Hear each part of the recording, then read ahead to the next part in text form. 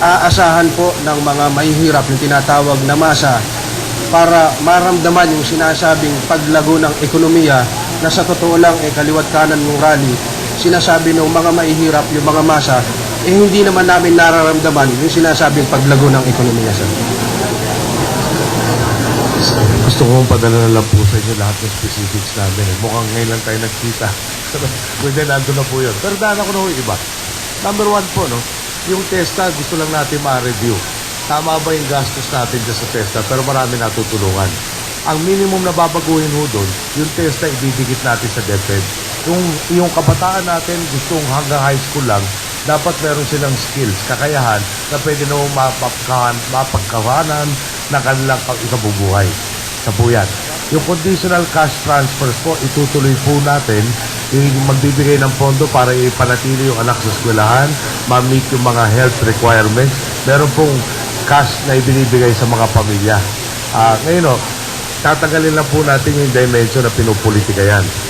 Pinag-aaralan na ho at sinusubukan na umpisahan kung paano yung PhilHealth magiging imbis sa 38% ang coverage, 100% ng Pilipino ang masasaklaw ng PhilHealth. At marami pa hong iba. Pero yun po sample, yung ating ipipilit na mangyari sa ating po mga mahirap. Follow up lang po, sir. Ay, sorry, Brad. Medyo... Sir. Sa ating pagbigyan, Brad. Sige. Boss, sige. Last question daw, ha? Opo. Nabanggit niyo po yung mga plano. Mga gaano pa katagal maghihintay ang mamamayan para maramdaman po yan?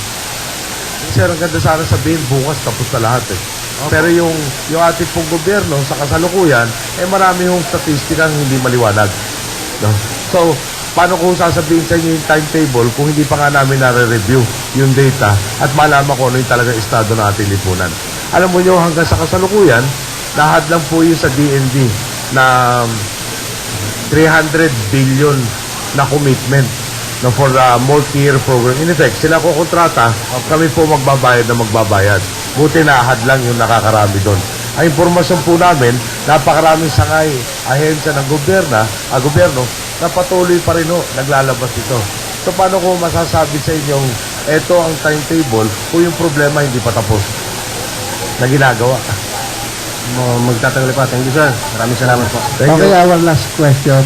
Annie Roll from Business World. Apart from the conditional cash transfers and fighting corruption to improve, to increase collection, what economic policies will you prioritize to boost the revenues and investment in the country?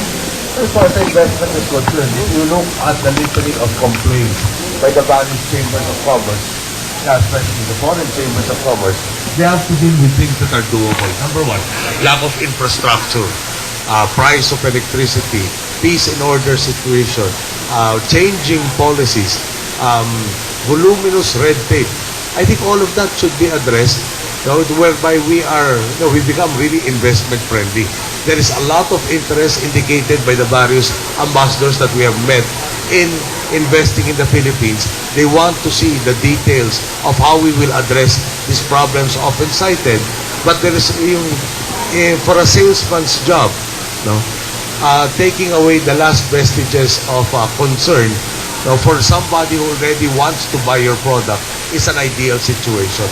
So we believe that a clear plan that addresses all of these concerns, that gives a timetable of what they can expect and when, will open the floodgates to their investments in the country. Follow-up question. Do you still maintain that there will be no new taxes in the Aquino administration? No new taxes will be a last step if we have done everything and the deficit is still unmanageable. But again, I firmly believe that the analogy of the pail, full of holes, and if new taxes are more water added to it, does not add to the water retained by the pail. You have to plug the leaks first. Pakitaasan? Wala. Of imposing too hard. Taasan ng audio. Philosophically, I am against regressive taxes, like a tax on eggs, for instance, which affects those who are belonging in the lower classes, rather than those who have the wherewithal to pay more taxes. Wala. Thank you, Wala. We have now the final words from our dear President. Wala. Walang audio. Wala.